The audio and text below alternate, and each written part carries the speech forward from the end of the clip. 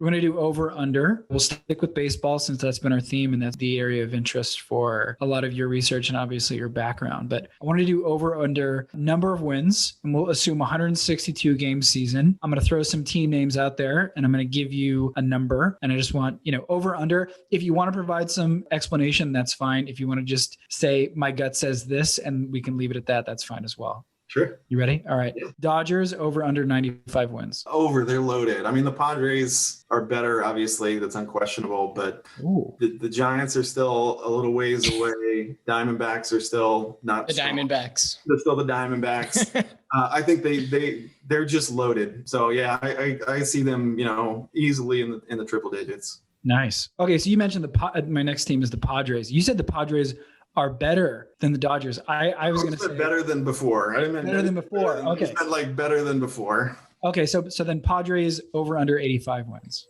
I still think they're probably a year away. So I might go over a little bit just because of the weakness in the division outside of the Dodgers, but I think where you'll start to see them push, 95, 100 wins is in 2022. But I think next year they're a 90-win team, probably, a wild card team behind the Dodgers. You can see that. Cubs over under 75. Under. I think they're gonna tear it down and rebuild. Yeah. I wouldn't be. I mean, it sounds like Contreras is gonna get dealt. Bryant seems like they've been talking about a deal for him for a long time. Yep. They're shedding payroll. They didn't get a whole hell of a lot for Darvish when they dealt him. So yeah, I think it's gonna be some dark times in Chicago. Braves over under 85 wins. Way over. I think they're pushing triple digits. They're that's a loaded team, loaded pitching, a lot of talent coming up. Acuna's awesome. Yeah. I think they're a dark horse, or maybe not even a dark horse anymore, but they're among the 2 or 3 World Series favorites for me. Mets over under 90. Yeah, that's Lindor. I love Lindor. Lindor is like my favorite non-Giants baseball player.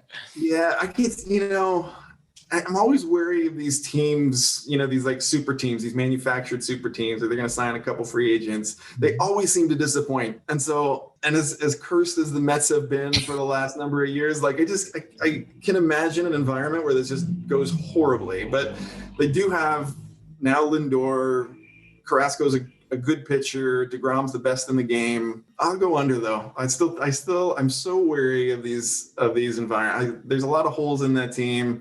Chemistry, man. I was going to say it. Yankees over under 85. Yeah, again, I think they'll go over, but not by a lot. I see them as a good, not great team. They're loaded with talent too, but there's something missing. There's that swag that the Yankees have had in years past. They don't have. And I think the team really falls apart if Cole goes down. Like, he really anchors that whole team. So if anything happens to him and he misses a handful of starts with any kind of injury, they go over if he makes 25, 30 starts. They're under if he doesn't. Yep. Okay, how about the Rays over under 80 wins? I'll go over again. There's still real good. A lot of depth in a lot of positions. I could see them taking the East again. Oh. Astros over under 85 wins. God, I hope under, like way under. 65. Now, as an A's fan, they've been a thorn in our side for a long time. It seems like, you can only lose so much talent before it starts to show in the standings. And, I think they started to show some chinks in the armor this year, losing Cole. See how good Verlander is coming back. They'll lose Springer, potentially Brantley as well. It's a lot of offensive talent, a lot of pitching to lose. But, I've doubted them before, but I put them at probably a 500 team. So I think your over-under was 85, so I'll go slightly under. Okay. 2 more. A's over under 85. I mean, Ben, I think you said they win 90 every year, so I'm not about to bet against them. ESPN, Buster Olney just did top 10 at each position. And there's an A at almost every position in the top 10 in Major League Baseball. And they've got a top 10 first baseman. They've got a top 10 third baseman. We'll see what happens in the middle infield. They've got a top 10 catcher in Murphy, who's young and emerging. They've got a lot of talent in the rotation. Bullpen, we'll see what they do and how they build that up again. They seem to piecemeal that together every year. And Laureano and Canna in the outfield, and they always seem to, again, put together some nice matchups, lefty-righty platoons in right field. So, yeah, and again, I don't think that division is super strong either. So getting stronger, but nothing, you're no team, no super team in that division anymore. So yeah, I'll put them at 90, 95 wins again. True. Okay.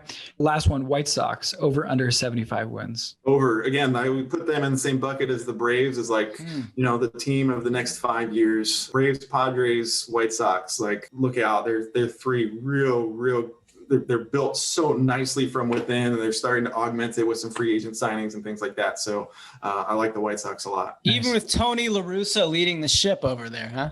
Yeah. That's rough, dude. I don't know the analytics on manager and manager personalities. Yeah, that's something you guys can dive into in a future. That's good research there. I love it. Like, that's the perfect summary for Tony La Russa. Yeah.